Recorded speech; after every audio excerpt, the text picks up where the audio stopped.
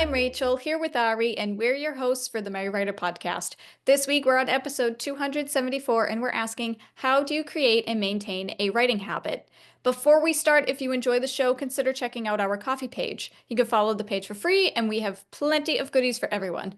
If you're feeling generous, a one-off donation will get you access to more treats, or you can become a Merry Writer for just $2 a month.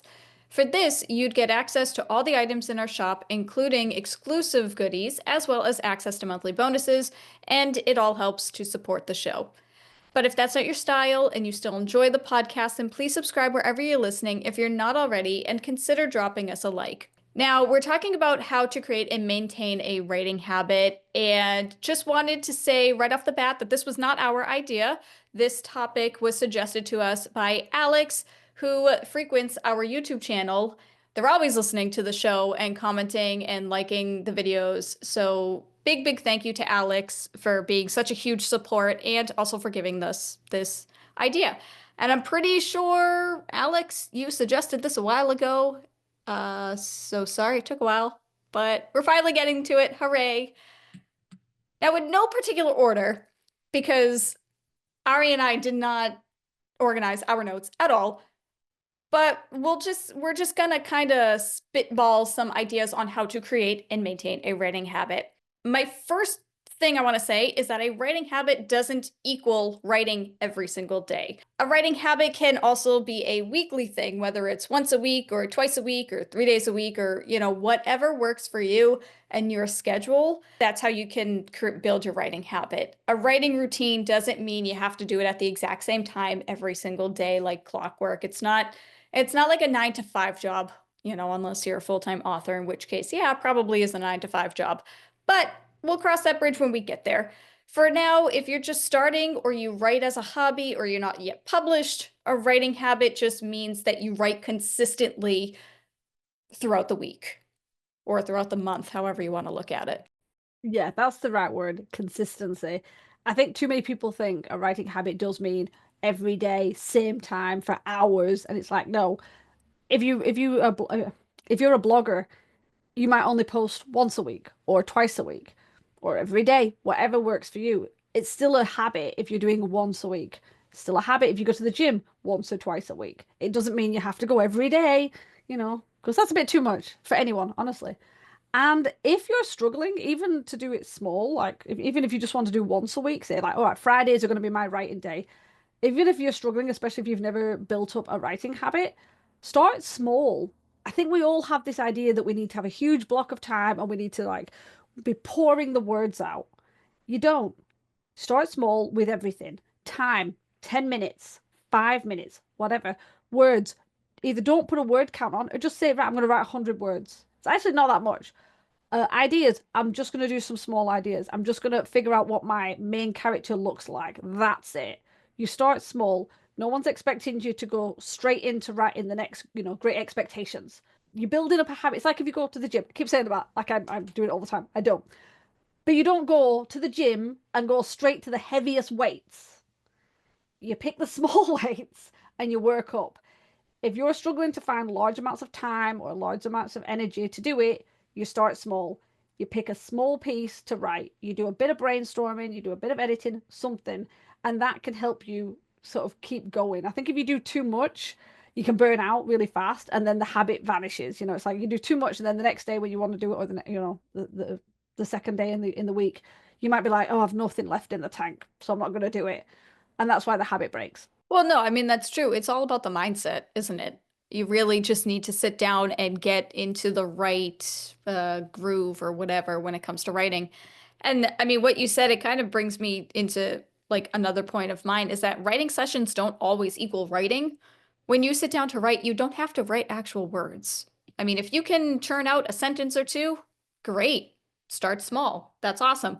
But also, writing sessions can also include brainstorming or outlining or editing or just rereading what you wrote the previous day to, actually remember what you wrote, because we've all been there. We write stuff and then we completely forget about it. So whatever time you figure out works best for you to actually sit down and get some writing done, if you're not feeling the creativity to actually write words, you can just brainstorm or even even just writing down what you want to see in the next scene or the next chapter. You don't have to write the dialogue. You don't have to go deep diving into description. Just say, my character enters this place and then they do that and then they meet this person and just kind of, what's the word? Brain dump. Just brain dump what you want to happen next. And you can fill in all the other stuff later.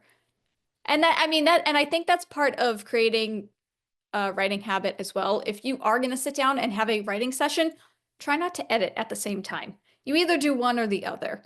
There are times if you find a typo, obviously, yeah, you can scroll back up and fix it real quick. I'm not saying that, but don't start developmental editing while you're in the middle of working a scene unless you genuinely can't move on. I'm sure there are some exceptions to that, but try to keep your eye on the prize. If you're gonna have a writing session that's actual writing, write. And if you need to start small, start small. If you're gonna edit, edit. If you're gonna brainstorm, brainstorm. And just leave it at that because then you're gonna clutter your mind with too many things going on with your project. And nobody wants that because that's not fun. Personally, I feel completely called out because I am a horrible person for this. I do write and then edit, write and then edit. I I just can't shut the editor off. It takes a lot of effort, but yes, try not to do that. It's really it you just end up like in a little cycle of going over the same like paragraph over and over. Not good.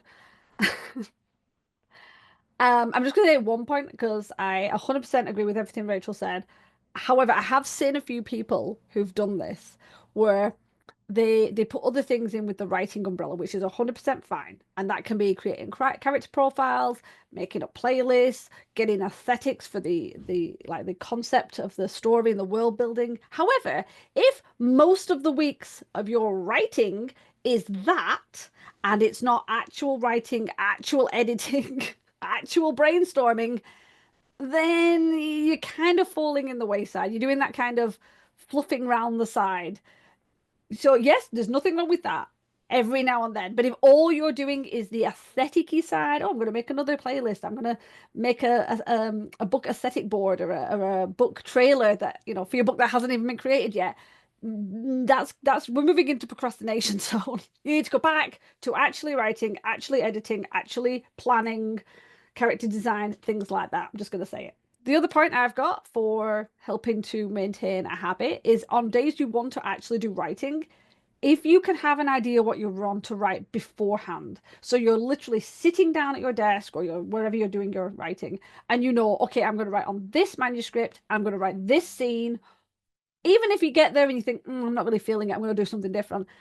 I think it helps you if you can sit down with an idea. So what I used to do is I would write down several scenes I wanted to write in the next week or two. And then when I sat down, I'd pull up the list. I'd put, that's the one I'm going to work on today. Because otherwise, you can lose so much time thinking about what you want to write about. If you're only thinking about it by the time you come down in that little block of time you've got to write, you could end up losing it all. I think it can end up making you feel demotivated, especially if, say, you only got like 40 minutes for writing or 30 minutes, and you spend 20 of them trying to think about what you want to write. You only have 10 minutes to write. Now, that's fine if you knew you had 10 minutes to write, but if you came to it thinking, I've got 30 minutes, 40 minutes to write, and then you've only got 10 minutes, it's very demoralizing. So, where possible, have a vague idea or a clearer idea of what you want to write beforehand when you're sitting down to write. No, I agree with that. And I think it's also a good idea to make sure that you're only working on one specific novel per writing session. Now, there are, I, I don't know, you can argue this, I guess. Why are you shaking your head at me? I swear you are just calling me out on every point right Oh, now, and it's very upsetting. okay. Well, no, I was gonna say you can argue this because there are sometimes if you had planned on working on book one, not like a sequel, I just mean like project one, and you're just not feeling it and you're getting ideas for the other book that you're thinking of, then obviously you can switch and work on that other book. I'm not saying it's like bad if you work on multiple projects in one writing session.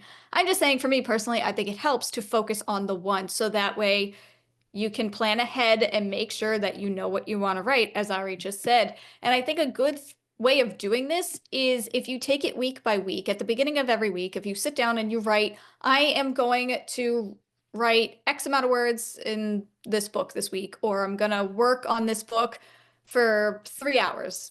total this week. And then the following week, you can choose a different book to work on. Or if by the end of that first week, you're really feeling invigorated to continue working on that book, then the following week, you can keep working on that book. You got to be flexible with it. But you got to make sure that you don't bog yourself down with working on too many projects at once. And I say this as somebody who bogs herself down with too many projects as once. It's not a bad thing to work on multiple projects, but it's also not a bad thing to work on just the one at a time. And that ultimately is always, always going to be up to you. Okay, I'll allow it. My, how big of you. Thank you. Appreciate it. Actually, you know what? Speaking of Ari, you're right in front of me. Uh-oh, where's this going? Nobody was actually talking about you. You're just present. My final point will be to find a writing group or an accountability buddy or just other like-minded writers or even readers who you can bounce ideas off of and can help keep you accountable with your writing routine. Another weird way of procrastinating will be to just talk about your writing with other writers, and you can really go into a deep dive and do a lot of talking about your writing and not actually write. But in a weird way, it can motivate you to write your story and to see other people's projects. That can be inspiration for you to keep working on your project. So, yeah, as I said, it can get into procrastination territory if you just do a lot of talking and not a lot of writing. But it can help as long as you find a balance. And I think if you find like the right people, you can meet with them once a week or once every other week or once a month or whatever, and just talk about your writing and check in with each other. And knowing that you want to go to your writers group and say, guess how many chapters I wrote in my book? Guess how many words I wrote? That in and of itself is motivating to keep up with your writing routine. Is it always going to be consistent? No. There are going to be sometimes you'll meet with those people and you'll say, you know what, I really didn't get a whole lot done. But just remember that any progress is progress. So even if you don't get done what you originally thought you'd get done, you still sat down, you still thought about it, and you still worked towards it. So it's something, and be proud of that. Yeah, I agree with that. I think it can help. It's like even if you can't get like an in real life group, even an online one, if you have a friend or two, you can just reach out to once a week, once a month, something where you just have a quick chat about your book. And sometimes talking about your story can kind of give you those can give you those like brainstorming ideas where you're like, oh wow, that's just answered a question I was struggling with, and just by talking it out, it came up. So that can be really useful. Just a point, you said the last point you were going to say was the writing group, but then you've also got creating a writing environment and also learning about your time frame, best energy. So yeah, I don't know if you want to do that. Guys, I said this was in no particular order and that we weren't very organized with our notes. So, with that said, yeah, create a good writing environment for yourself. And I mean, this can be anything. I mean, even if you just have a desk or even if you sit on the couch in the living room or at the kitchen table, it doesn't matter. If you sit in a quiet area and you have your music or TV, whatever helps you get your writing done, just have a calm environment that's, creative and inspirational to you to get you to keep writing. You don't have to write in the same exact spot all the time. You can go right outside. You can write in the bathtub if you want. You can write in bed, whatever you want to do. But having one specific spot that whenever you're feeling stuck, I find it useful to go to that spot because your brain knows, oh, I have to think here. I have to get some creativity done here. And it just kind of trains your brain to keep working towards your projects. Yeah, I think your environment can make a big difference. I think finding out what's distracts you and removing it, like if you are one of these people that just can't stop reaching for your phone, then put it out of the room. Don't turn it off. Don't put it next to you, upside down. Don't put it in a drawer. Put it out the room. If you are constantly getting up because you've forgotten things, then try and make it a point to have your water, your snacks, your notepads, your pens on the desk before you start working, so you're not breaking your focus because you've forgotten something. Try and remove any visual clutter or anything that's going to kind of draw your attention away. And if you find that you are slower with your writing because you're listening to music, it's like some people work really well with music, some people don't. Some people used to and then don't anymore. Things change. So if you are trying to write and you've got music on and it's not working, try it without music. Try it with music without lyrics. You know, you get those wonderful ones that are either like classical music or just like not sound effects, what's it called? You can do sound effects, you're like a coffee shop, where it's just instrumental. That's the word we're looking for, instrumental. So just try and work out what works best for you because you'll probably find there's this nice little equilibrium of what works in your environment and what doesn't. So definitely try that. And don't assume that just because something worked years ago, it's going to be the same now. I used to love listening to music when I wrote, and then I hit a point and it's just like it drives me crazy now. Listening to music. Now I just listen to the traffic outside, which is so much better. That's fair. That is absolutely fair. I can't write to music that has lyrics because then I will just sing along. But then there are even some instrumental songs that I'll just start dancing along to it and I'll just completely forget what I'm doing. And I do want to say that we did talk about creating a writing environment in a previous episode. I don't remember when. I don't remember what episode it is, but I will find it and I'll link to it in the description because I'm pretty sure we had more intelligent things to say about having a writing environment than what we have for you today. With that said, speaking of other episodes, and also now my final point, my actual final point, when creating a writing habit for yourself, you want to learn your time frame and the best energy levels you have during the day to get the writing done. And we will discuss this more in depth in episode 277, which will be out in a couple of weeks. But I did just want to touch upon it for right now because it goes along with creating and maintaining a writing habit. Just make sure that you block your time well, and when you're feeling energized, or when you're feeling the most energized during the day, that might be a good time to get your creativity out, whether it's in the morning or it's in the evening, or if you're an afternoon pigeon, however works for you. That's something you got to learn. I mean, that's not really anything that we could tell you. It's just based on you and your schedule and your personality and your life. I did zone out a little bit. Did you mention early bird and night owl and then afternoon pigeon, or did you just mention afternoon pigeon and not mention the term early bird or night owl, which makes it sound like you were just randomly talking about a pigeon? I think I said morning, evening, or if you're an afternoon pigeon. That's what I So thought. kind of both. That's what I thought. I Everybody thought knows there's an the afternoon terms pigeon, morning bird, early bird. early bird, and night owl. I just kind of went with it. You skipped right over them and just threw in pigeon, and everyone's like, "What the heck is she talking about?" I think it's an actual Yeah. thing. I think if you Google afternoon pigeon, I Oh think no, that's it what. probably is. It's just that I would have thought you'd have mentioned the term early bird and night owl as well. But hey, okay, I was going to add to the point, but I'm not even sure what I was going to say. And my notes don't make any sense to me anymore because that's what happens when you have a little bit of brain fog. So I don't think I've got anything else to add. I think the only thing I can think of is don't punish yourself if you struggle. Habits take time. It's not like just because you decide you want to write 3 times a week, 4 times a week, once a week, whatever it's going to be, that it's going to just happen.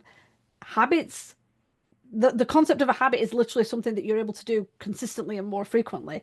And it doesn't come easily for most people. So if you struggle, then just step back and try again. Tweak what doesn't work, tweak what works to make it better, and don't get bogged down with anything. As I said, start small, little increments. Don't feel that you have to do 3 hours of writing. Don't feel that you have to write all the words and all the chapters, one after the other. It's one of the reasons I like to write in scenes and bounce around because yeah, sometimes I'm struggling to know what's going to happen next because I just can't find the right words. So then I jump to another scene. If you're literally just trying to force something, it's like the round peg in the square hole. Sometimes it just doesn't work. Just do 100 words. Just do a little bit. Figure out what's working, whether it's your environment needs some tweaking, whether you aren't in the right space for writing, so you want to do some editing or some brainstorming. It's little things like that. And don't take it too hard if you fall off the habit wagon for a bit. Just brush yourself down and start again.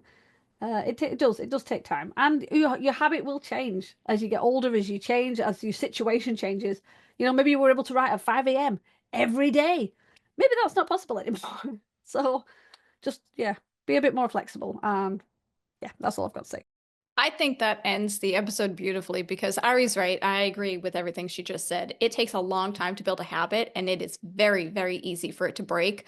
So if it does break, then don't worry about it. Don't stress. I know it's difficult and that's easier said than done, but you just got to build it again. And sometimes habits break because it's not the right habit for you anymore. So as Ari said, you got to be flexible with it. So with all of that said, I hope you guys got something out of it. Just keep in mind that a writing habit or a writing routine does not have to be every single day, and there are plenty of things and people around that can help you maintain that habit. So real quick, another huge thanks to Alex for suggesting this topic over on our YouTube channel. It was fun to talk about, especially since Ari and I struggle to get into our own writing routines, and we are trying really, really hard to maintain habits. So thank you again for that and for all of your support, as always. Now, real quick, before we end it, I do just want to say that we are going to be doing a silly challenge for ourselves, another one. And this time it's going to be writing every day for 30 days. And we'll then do an episode discussing the benefits of it at the end of July. And if you want to follow along, you can pop over to our shop on our coffee page, which is, coffee.com/the podcast/shop. You can download a free 30-day writing tracker, and it will even include some prompts on it to help keep you going. So if you want to join us, please do so over on our coffee page. And it'll be free. There's no obligation to join the membership or anything like that. You could do it with us just for free. And we'll just see how we do. Good luck to everybody. With that said, if you want to learn more about us and the podcast and opportunities to be a guest on the show, don't forget to check out our website at themerrywriterpodcast.podbean.com. And now we're going to turn it over to you guys. Have you ever been successful at keeping a writing habit? Let us know your answers in the comments so we can chat, and also let us know how you keep that writing habit if there's anything that we missed when discussing this episode. Remember, we release a new episode every Wednesday. Next week, we're interviewing another guest. So to ensure you don't miss it, don't forget to hit the subscribe button on your way out. As always, thank you for listening to the Merry Writer Podcast. We'll see you guys next week. This podcast is brought to you by Buying Books. We never have enough. The music titled Inspired is by Kevin MacLeod, licensed under Creative Commons 4.0.